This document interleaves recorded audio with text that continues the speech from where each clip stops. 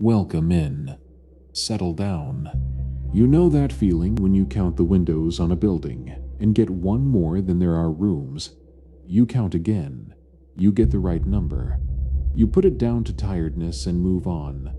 Tonight's stories live in that extra count. The window that does not belong to any room. The record that should not have activity. The thing in the photograph that you did not see when you were standing there. 7 stories tonight. Most of them quiet. The quiet ones are always the ones that stay with you.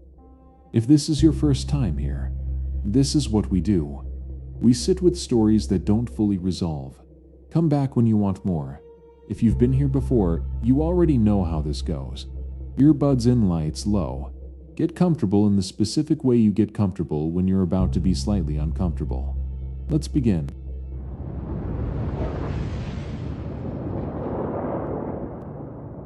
The tape. I survey land for a living. Specifically, I do resource inventories in remote areas.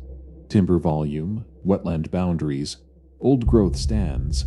The work takes me into places most people will never see, and it requires a specific kind of personality, which is the personality of someone who does not find being alone in the bush for 2 weeks particularly interesting either way. I am 47. I have been doing this since I was 26. I carry a PLB, a satellite messenger, a foam sleeping pad, and opinions about water filtration that most people find excessive. I say all that up front because I don't want you to picture someone who mistakes shadows for figures or jumps at branches. I notice what is in front of me. That is my job. This was in the fall 7 years ago. A contract in the northeast of Ontario, a parcel of roughly 12,000 hectares that a logging company needed inventoried before applying for a 10-year extension. Remote enough that resupply was by float plane. I was one of 3 contractors, each assigned a separate block. I would not see the others until we rendezvoused at the lake at the end of the 2-week period. My block was the westernmost one. Mostly black spruce and tamarack in the lowlands. Some decent hardwood on the ridges. I was 5 days in and on schedule. On the 6th morning, I was working the eastern edge of the high ground when I saw flagging tape on a spruce about 60 meters into the lowland below. Orange tape. The kind we use for boundary marking. I had not put it there. My first thought was that one of the other contractors had strayed into my block, which happens. But the tape was further in than made sense for that kind of error. I made a note, took a bearing, and went down to look. When I got there, I found a second piece of tape, about 40 meters further into the lowland. Then a third, a loose trail of it, unevenly spaced, going northwest into the low spruce. It was not a traversal line. The spacing was wrong for that. It was not marking a wet boundary. It was not doing anything I recognized. I should have left it. But the tape was leading somewhere, and I have a difficult time ignoring something that looks like it might be telling me information about the terrain. I followed it for about 400 meters. The ground got wetter as I went, tamarack standing in shallow water, sphagnum moss beginning, and then the tape ended, one final piece on a dead snag at the edge of a flat depression, maybe 2 hectares of low ground, completely saturated. The kind of place that in heavy rain becomes a temporary lake. I took my readings, photographed the tape, noted the coordinates. I was about to turn back when I heard it water moving. Not rain, the sky was clear and cold. Moving water from upslope to the north, the sound of volume building in the stream course above the depression. I climbed out of the low ground fast. I had my eye on a rock outcrop above the spruce line and I moved for it. I reached it about 3 minutes before the stream course let go. The depression below filled in under 90 seconds. The water moved through the tamarack and the low spruce and pushed out over the far edge of the flat. If I had still been down there, on foot in the wet ground, I could not have gotten out in time. I sat on the rock and ate part of a granola bar and felt the particular feeling of having narrowly avoided something. Narrowly avoided it because of a chain of decisions that did not entirely make sense. The tape had led me into the low ground, and the tape had stopped exactly where I needed to stop, where the only available high ground was directly behind me, as if the tape was not pointing at the depression, as if it was pointing at the outcrop I ran to. I told myself someone had been mapping the wetland boundary and abandoned the line.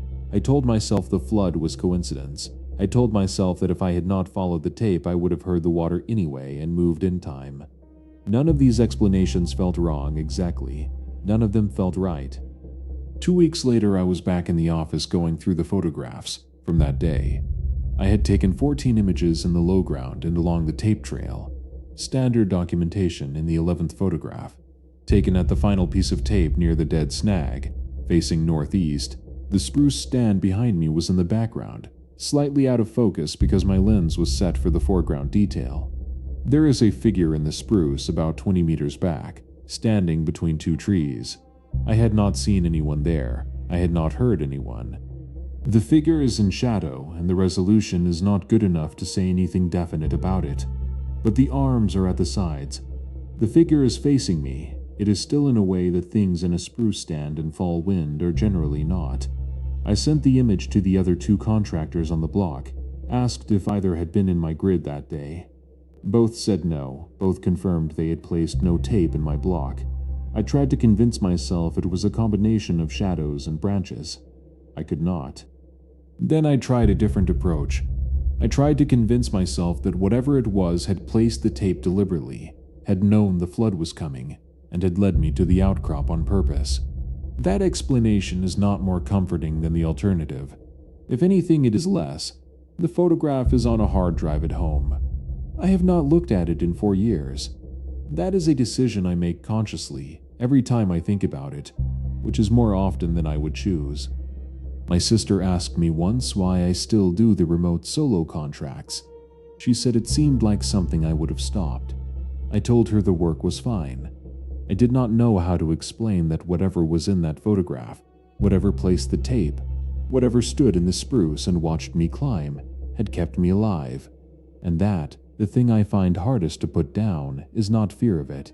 It's the fact that I owe it something, and I have no idea what that means for why it did it, or what it is waiting for in return.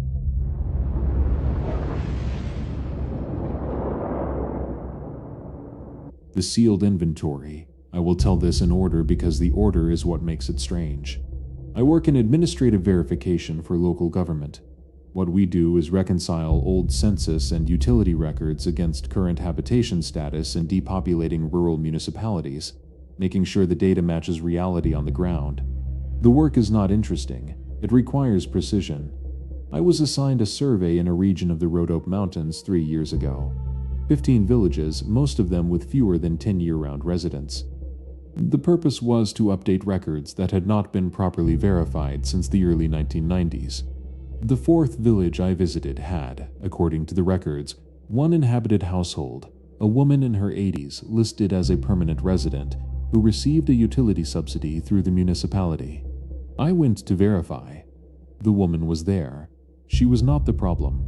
The problem was a 2nd household, listed in the older records as belonging to a family that had left in 1987. According to the file, all members had relocated to the city. The household should have been vacant for over 35 years. The utility records showed otherwise. Small amounts of electricity usage, not continuous but periodic. The most recent reading was from 6 weeks before my visit. I went to the address. It was at the far end of the village, set back from the road. The building was intact, unusual for that length of vacancy. The shutters were closed. The front door appeared sealed. I went back to the elderly resident and asked about it. She said the house had always been like that. She said she did not go near it. She said this in a way that suggested the statement had more content than she was willing to put into words. I came back the next day with a municipal access order. I found the village elder, a man in his 70s who drove from the neighboring village once a week to check on her. He had a key. He did not want to use it. He used it. The interior was dim and cold. The shutters had been closed long enough that the wood of the window frames had set in position. The furniture was old but present. Table, chairs, a cabinet, 2 beds in the back room. The floor was swept. The surfaces were dusty in the way that takes years. On the table there was a bowl, a cup, and a folded cloth. These items were not dusty. They were clean. I photographed the interior. I noted the inventory. Then I cross-referenced against the 1981 household survey from before depopulation, which I had brought with me. Table, listed in 1981, present cabinet, listed in 1981, present. 2 beds, listed in 1981, present. 2 beds, listed in 1981, present. Bowl cup folded cloth on the table, not listed in 1981. In 1981, the table was noted as clear. Someone had added those 3 items after 1987, in a house that had been sealed, with a door that had not been opened by the evidence of its frame in years. I photographed the items separately. I noted the electricity discrepancy in my report. I wrote plainly that I had no explanation for the difference. Before I left, I counted the shoes near the front door.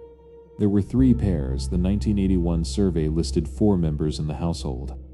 I wrote that in the report too. I recommended the record be flagged for follow-up and the household status be updated from vacant to unknown occupancy. No one has followed up. I checked 2 months ago. The electricity record shows 1 new reading since my visit. The reading was from the week I submitted the report.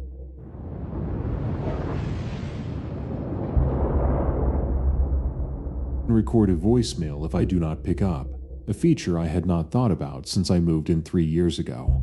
At 3:14 a.m. on a Tuesday in October, I received a voicemail notification from the Intercom system. The Intercom, I want to be specific, because vague versions of this kind of story are not useful to anyone. I live in a high-rise in Mapogu, 15th floor. The building has an intercom system that connects the lobby panel to each unit. If someone calls from the lobby, my phone rings, and I can answer. The system can record a voicemail if I do not pick up, a feature I had not thought about since I moved in 3 years ago. At 3:14 a.m. on a Tuesday in October, I received a voicemail notification from the intercom system, and record a voicemail if I do not pick up, a feature I had not thought about since I moved in 3 years ago. At 3:14 a.m. on a Tuesday in October, I received a voicemail notification from the intercom system. I did not remember hearing my phone ring. I had been asleep since midnight. I played the voicemail in the morning. It was my voice, not someone with a similar voice, my voice specifically, my cadence. The way I speak when I'm explaining something to myself slightly too fast, swallowing the ends of sentences. The voicemail was a recording of me describing my apartment, the layout, where the furniture was, the way the bedroom window sits lower than normal, so that when you lie in bed you can see the sky directly. The specific sound the ventilation fan makes when the building's heating system activates. It went on for about 90 seconds. Then it stopped. I had not called the intercom for my own unit. I also confirmed with the building management that the system architecture does not support internal-to-internal calls. The lobby panel is the only origination point. They pulled the lobby access log. One call initiated from the lobby panel at 3:14 a.m. The lobby camera at 3:14 a.m. showed an empty entrance. The door had not opened. The panel had been used from the outside or not used at all, depending on how you want to read an empty lobby at 3:14 a.m. pressing its own call button. I have not deleted the voicemail. I find that I listen to it occasionally in the evening. It is, without question, me. It describes my apartment with the particular accuracy of someone who has lived there long enough to know its specific sounds and angles. What I find hardest about it is not the impossibility of how it was made. It is that the description is oriented. It sounds like someone learning a space. The order of the details moves from the front door inward, room by room, like directions.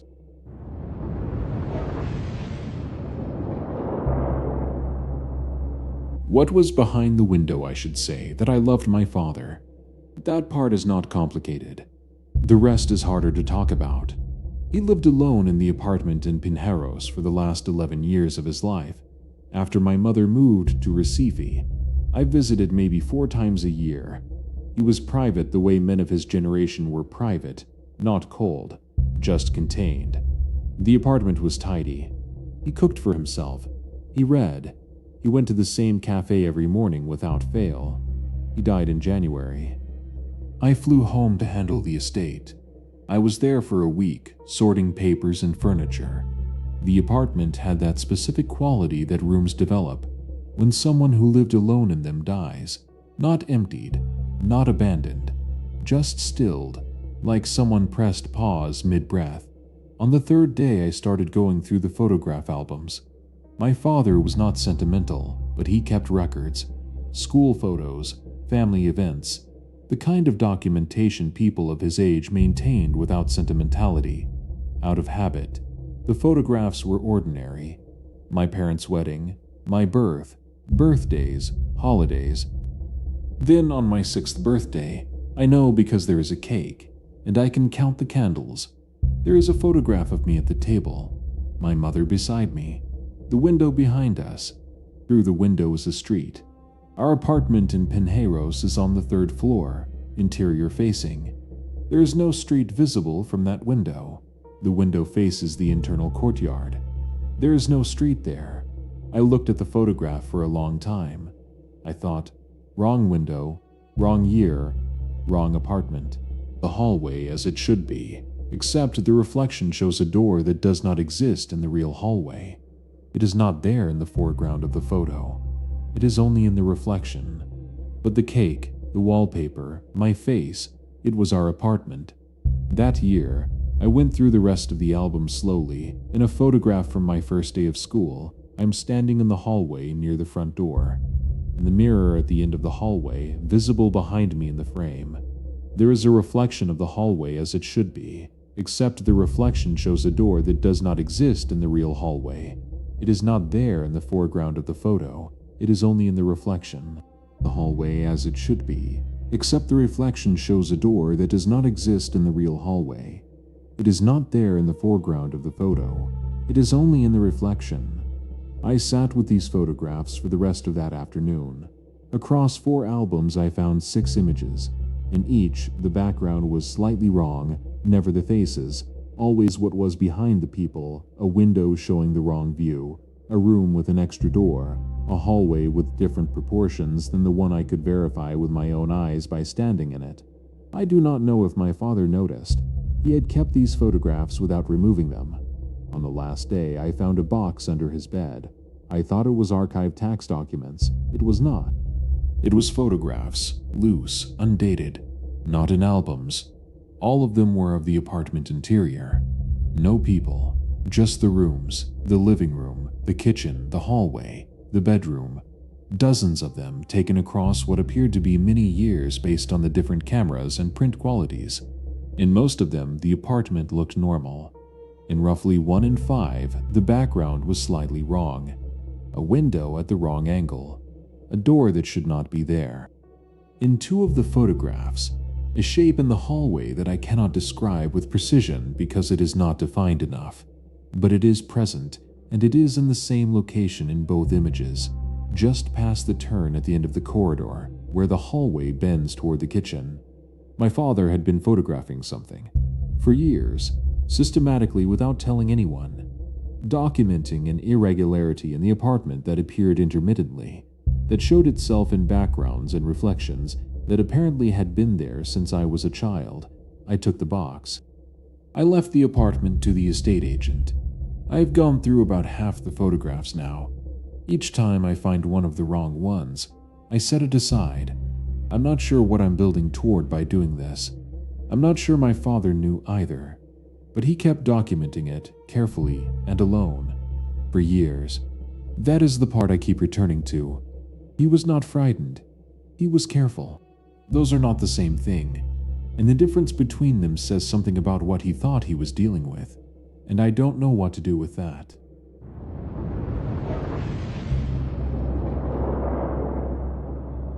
What the machines refused. This is not my story directly. I'm the road maintenance supervisor for this district. What follows is Joseph's account. He has been my senior crewman for 14 years, and my own observations at the end, which I include because I believe they are relevant. Joseph's account. As he gave it to me, the section of road between the 2 old Iroko trees is approximately 280 meters long. It runs through an area the oldest village residents call a meeting ground. Not a market, not a gathering place in any formal sense. A designation passed down, meaning that something in that stretch attends to things or is attended to.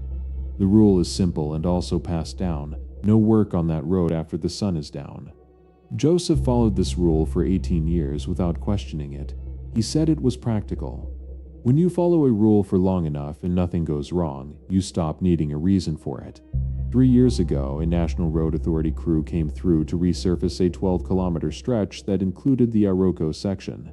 They worked in daylight on the first days without incident. Behind schedule by the final day, the crew supervisor decided to continue past sundown to finish. The machine stopped at the boundary of the Iroko section. Not equipment failure. The engines ran, the hydraulics responded. The instruments showed nothing wrong. They would not move forward.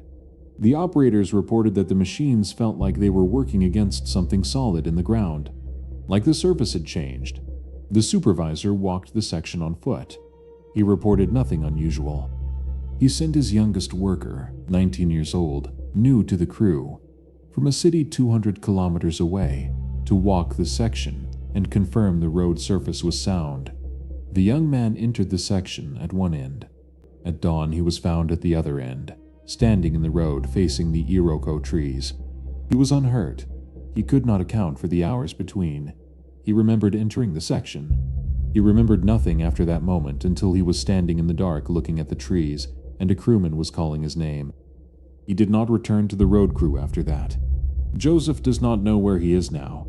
My own observations: I have worked this route for 6 years. I have kept Joseph's log out of professional habit and personal interest. Over that time, I have confirmed independently what he noted at night: no animals cross the Iroko section.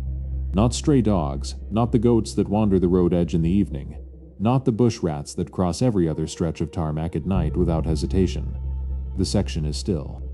I have one additional entry in my own log that I have not shared with Joseph.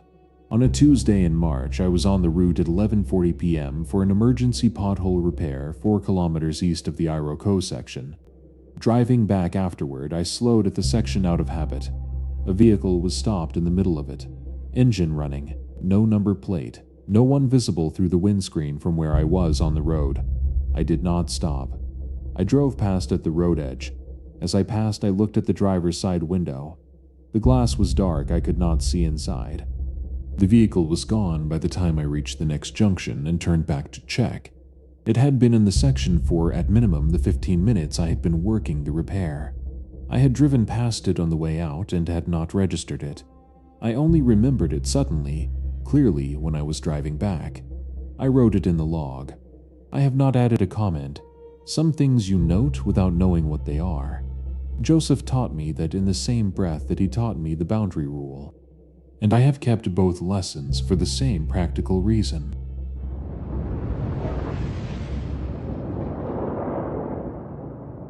The extra window I was backpacking through the north of Thailand, the Mae Hong Son area. Very budget, very basic.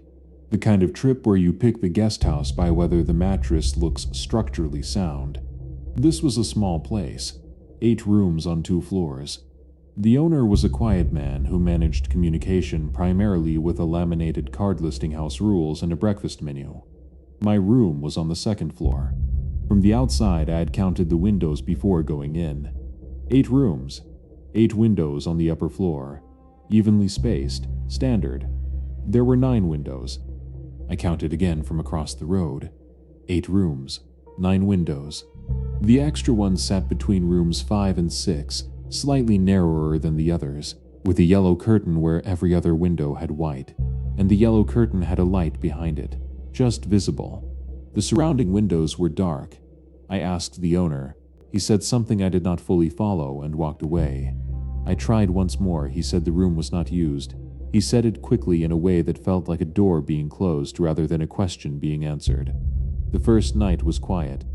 The second night around 1 a.m., I heard movement in the wall between my room and wherever the extra window was, slow, careful movement, feet on a wooden floor. I got up. I put my hand flat on the wall. I stood there for maybe 30 seconds. Something on the other side put its hand on the wall. Not a knock, not a vibration from the building. A steady, deliberate pressure, directly against my palm, the right width to be a hand, sustained for perhaps 10 seconds, and then gone. I sat on my bed until it was light. At breakfast the next morning, Another guest, a Dutch woman who had been there 4 days, asked without preamble whether I had heard anything from the sealed room. I said I had. She said the owner's daughter had lived there. She said she had heard from the woman at the guest house down the road that the daughter had gone to Chiang Mai 2 years ago, and that she had died there in an accident. She said the owner had sealed the room after the owner brought out eggs. He did not look at either of us. I checked out that morning. I have not been able to forget the pressure on the wall. Not the concept of it, the specific sensation, a palm, the right width, the right warmth coming through the plaster, pressing back against mine. Deliberate, patient, not threatening. That is the other thing. Whatever was on the other side of that wall pressed back the way you press back when someone puts their hand on a surface and you want them to know they have been heard.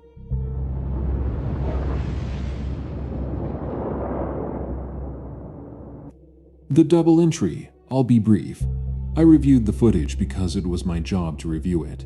I manage a 24-hour convenience store in a Rust Belt city in Ohio. 3 staff, rotating shifts, standard 4-camera CCTV recording to a hard drive. I pull footage when there's an inventory discrepancy. In February, we had 2 bottles of the same water, same SKU, same shelf position, unaccounted for. The register showed 1 transaction for that item in the overnight window. 2 bottles gone, 1 paid for. I pulled the footage.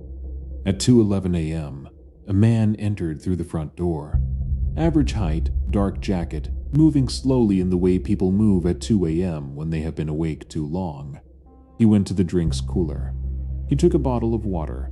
He went to the register. He paid. He exited at 2:13. At 2:14 a.m., the front door opened. The same man entered.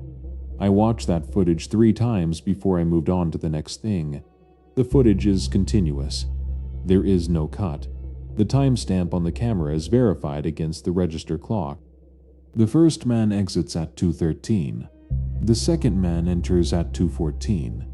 Same jacket, same walk, same angle of the shoulders. The second man goes to the cooler, takes a water from the same shelf position, moves toward the register, and there is no transaction recorded. He exits. 1 transaction, 2 bottles gone. The front door has a magnetic chime that logs every time it opens. At 2:11, the log shows 1 entry. At 2:13, 1 exit. Nothing at 2:14. The door opened at 2:14. The footage shows it opening. The door log says it did not open. I showed the footage to my overnight staff member who had been on that shift. She watched both entries. She said she remembered only 1 customer at that time. She had no memory of a second. I have the footage saved separately. I have not shown it to anyone else. I'm not sure what showing it would accomplish. The thing I keep coming back to is this. In 18 minutes of footage across both entries, the man never looked at the camera. Not once. Most people glance at a camera even briefly. He did not, either visit. He moved through the store as if the camera was not something he needed to be concerned about. I think about what that means, and then I decide to stop thinking about it, and then I come back to it again.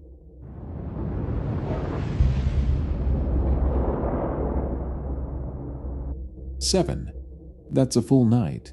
If the photograph 1 got you, the box under the bed, the father documenting something in his apartment for years and never saying a word, sit with that for a moment, because sometimes the thing that stays is not the impossible detail.